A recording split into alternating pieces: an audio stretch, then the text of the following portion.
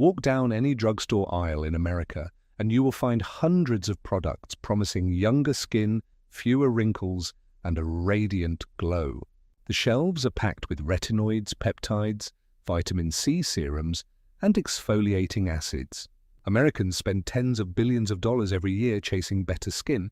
And then there are the Amish, who spend almost nothing, use almost nothing, and often have skin that quiet observers find genuinely remarkable.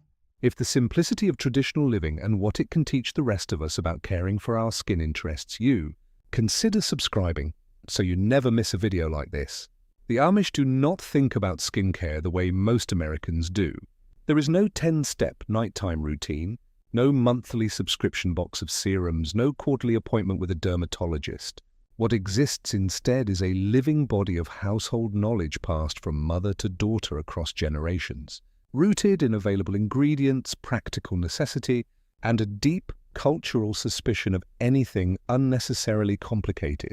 This is not ignorance. It is a different philosophy entirely, one that the modern wellness industry has spent the last decade quietly trying to reverse engineer. One of the most fundamental Amish skincare practices is the use of animal fat as a moisturizer. Lard, and in some communities rendered beef tallow, has been applied to dry or chapped skin for well over a century in plain communities. The logic is simple. Animal fat closely resembles the lipid structure of human skin, which allows it to absorb without sitting heavily on the surface. It does not come in a jar with a French label. It comes from the kitchen. Modern formulators have recently rediscovered tallow as an ingredient, marketing it at premium prices, but in Amish households, it was never forgotten. It has always been there, sitting quietly next to the stove. Raw honey is another staple. Amish women have long applied it as a face wash, a spot treatment, and an occasional mask. Honey is naturally antimicrobial and contains enzymes that many traditional practitioners have relied on for generations to soothe irritated skin. It is sticky and impractical by the standards of a modern bathroom routine, but it rinses cleanly and leaves skin noticeably soft. The Amish did not discover this. It has been used across dozens of cultures for centuries. What the Amish did was simply never stop using it when synthetic alternatives arrived. Beeswax plays a quieter but equally consistent role. Because many Amish families keep bees for honey production, beeswax is a natural byproduct. It appears in handmade lip balms, protective salves for cracked hands and feet, and skin barriers applied before outdoor work in cold weather. Beeswax seals moisture against the skin without clogging pores in the way heavier occlusive agents can, and the Amish version of it contains no added fragrance, no preservatives, and no stabilizers.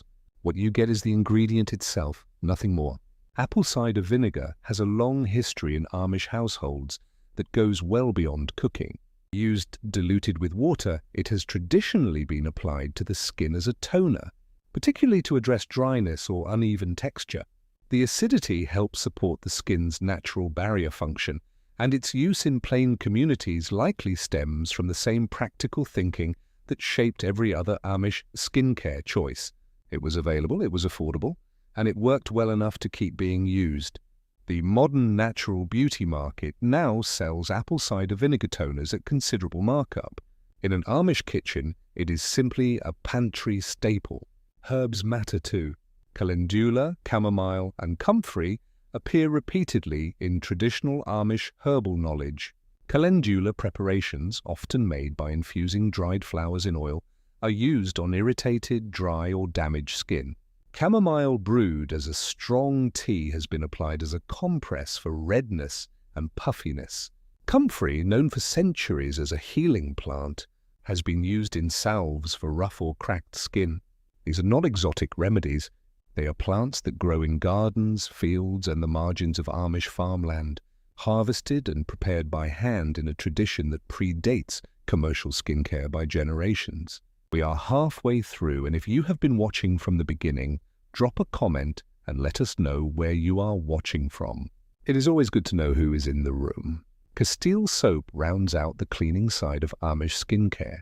A simple, plant-based soap made without synthetic detergents, it has been a staple of plain households for generations. Where most Americans wash their faces with foaming cleansers, loaded with surfactants, fragrance, and film-forming polymers, Amish women have historically used Castile soap or even a simple homemade lye soap rinsed with cool water and called it done. Dermatologists increasingly recommend stripping as little of the skin's natural oil as possible during cleansing. The Amish, without ever consulting a dermatologist, arrived at roughly the same conclusion through common sense and observation. But the most significant factors in Amish skin health may not be any product at all. Diet plays a central role. Amish communities eat food that is largely grown or raised locally, prepared from whole ingredients and consumed without a great deal of processing. The connection between diet and skin health is well supported in general terms, and a lifestyle built around whole foods, garden vegetables, and minimal refined sugar is a meaningful advantage. Sleep is consistent, physical work is part of daily life, and the skin benefits from both. Movement drives circulation, and adequate rest allows the body to repair tissue and regulate inflammation. Two processes that directly affect how skin looks and ages. Sun exposure in Amish communities is also worth noting. The Amish spend considerable time outdoors, which means meaningful daily sun exposure. But they also dress practically. Bonnets, wide-brimmed hats, long sleeves, and full-length skirts and trousers provide natural coverage for much of the body throughout the day. The result is a degree of incidental sun protection built into daily dress, not driven by fear of sun, but by modesty and practicality. The skin that is exposed tends to be the face and hands, which are also the areas Amish women are most likely to treat with the salves and preparations described above.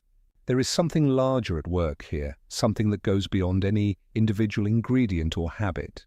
The Amish approach to skincare is defined by consistency, simplicity, and a refusal to chase novelty.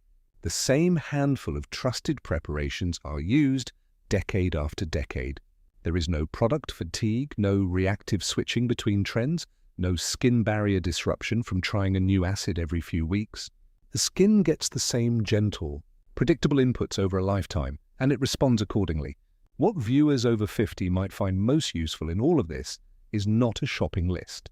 It is a mindset. Long before the wellness industry existed, ordinary people maintained healthy skin by doing a small number of things reliably well, keeping the skin clean without stripping it, sealing moisture in with simple fats or waxes, eating food that came from the ground rather than a factory, sleeping consistently, and moving their bodies every day. The Amish did not invent these practices, they simply never abandoned them. The hacks, if you want to call them that, are not hacks at all. They are habits, slow, unglamorous, deeply practical habits that work precisely because they have never needed to be updated. The most effective skincare routine the Amish have is the same one their great-grandmothers used. And in a world of serums that get discontinued every 18 months and trends that reverse themselves every season, there is something quietly powerful about that.